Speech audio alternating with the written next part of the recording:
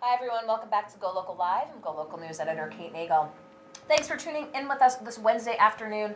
I'd like to welcome in a very familiar face. I think maybe marking the 10-time club at least here on Go Local Live. Jim Vincent, president of the NAACP Providence branch. Jim, thank you for joining us today. Kate, always a pleasure. Thank you for inviting me. Well, so much to talk about. Let's start with current events, and then we'll go into some future ones as well. But with the dialogue right now in the national domain, the President of the United States saying the impeachment proceedings currently are a lynching. There's been a lot of backlash to this. You did see former Vice President Joe Biden take a front, and then some tapes arise of him using the term partisan lynching when President Bill Clinton was impeached. Joe Biden subsequently apologized. And just speaking with Jennifer Lawless at the University of Virginia, talked about how Clarence Thomas, when he came under fire, called it a high-tech lynching.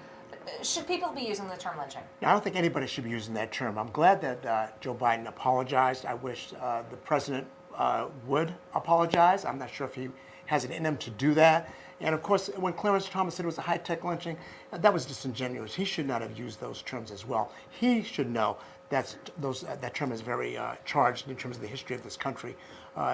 Lynching is a terrorist tactic of white supremacists. Impeachment inquiry is in the Constitution, so to conflate those two, I thought was despicable. And then what do you have to say to those, especially maybe even Trump supporters who say that they see nothing wrong with him using that term? Well, they should know their history of the United States.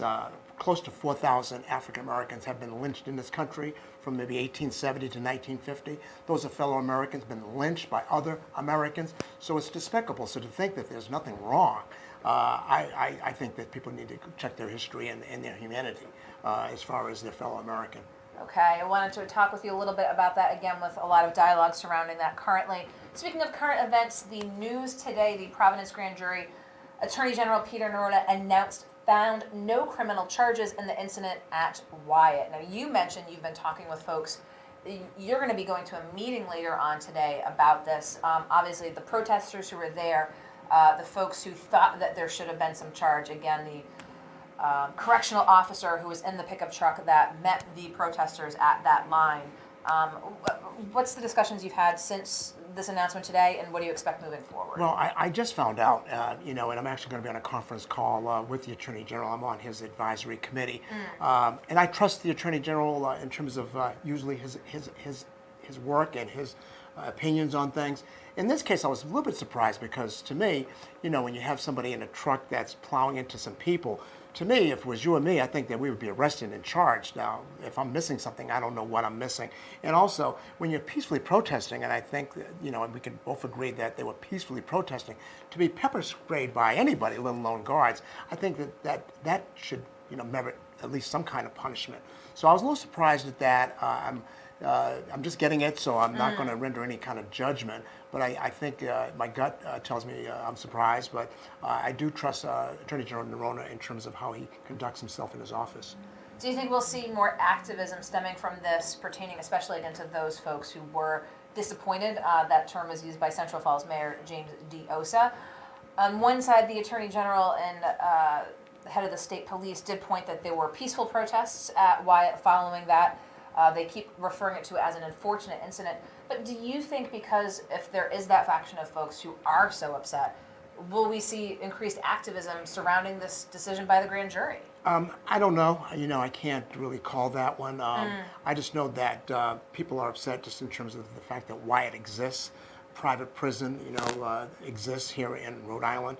And so I think you're going to continue to see advocates protest against that. Against the prison itself, yes. And the prison itself, and because of the nature of what they're doing with undocumented people. And the nature of what you do, of course, we like to have you in to talk about current events because as the head of the NAACP, we want to get your vantage point on things. But as the president, one of the big things that happens throughout the year is the annual gala that's coming up in November, and you have a big keynote speaker. That's right, and I'm glad you allowed me to come on because, November 1st, is right around the corner. It's on a Friday. It's going to be at the Provident Marriott, Orm Street, beginning promptly at 5:30 with the reception. And we're going to try to start the dinner at 6:30. We have a great keynote speaker. We have former Governor Deval Patrick.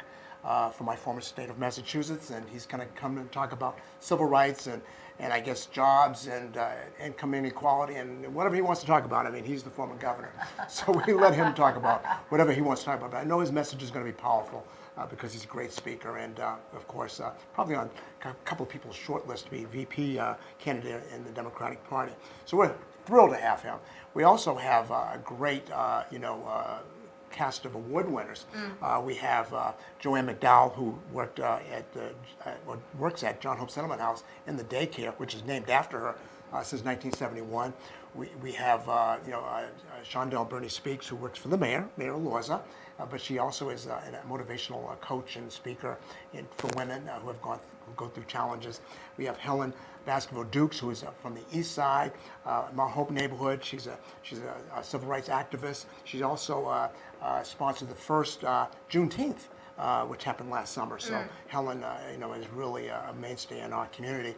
And we have Rosie Tavares, who will be getting the George S. Limo Award. Rosie's the president of the Cape Verdean Heritage Festival that you see in Indian Point Park every year. She's done it for 5 years. She's also the co-host of Afrobeat Radio, which she's done for a number of years. So that's Rosie Tavares. She'll be getting an award. And then Joe Wilson, across the street at Trinity Rep. Great actors, been around for a while, but in most recent years, he's been a community activist working with groups like Direct Action for Rights and Equality, or DARE. And last but not least is Marina Mo Akinfalawa, and I call him Mo. He's my leadership classmate, class of 2000, and he has been the executive director of Oasis International for the last 26 years. He's one of their founders, and he's been a mainstay, not just in the African community, but in the neighborhoods of Providence in general. So Marina Mo, or Morris Akinfalawa, is going to be the 6th and final award winner. We have 2 scholarships we're giving to Roger Williams Law students that are very well deserving, Roger Williams being our only law school. And we have Leland Baker, he's going to be the entertainment. I'm going to be there, you're going to be there, Josh is going to be there, we're all going to be there. We expect anywhere between 300 to 400 people, so get your tickets now. Go to NAACPPROV.org under events. Don't get shut out, we only have 9 more days, and we want to see you there. Facing the place. Okay, before we let you go, I always like to get a state of the state, if you will, which of course you'll give at the gala when you're there, as to where things are in 2019.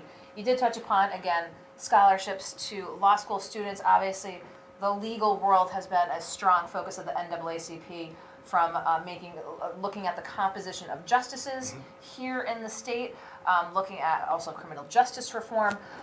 As we head into 2020, let's talk a little bit about what you expect, that things that you'll be working intimately with in the coming weeks and months. Well, I'm on the governor's criminal justice committee that she just put together about a month ago, and looking at my group is looking at the youth in terms of how to best make sure that they don't get ensnared in the system, and to make sure those people that have been through the system, we reduce that recidivism. So I'm on that commission, and I'm happy to be there.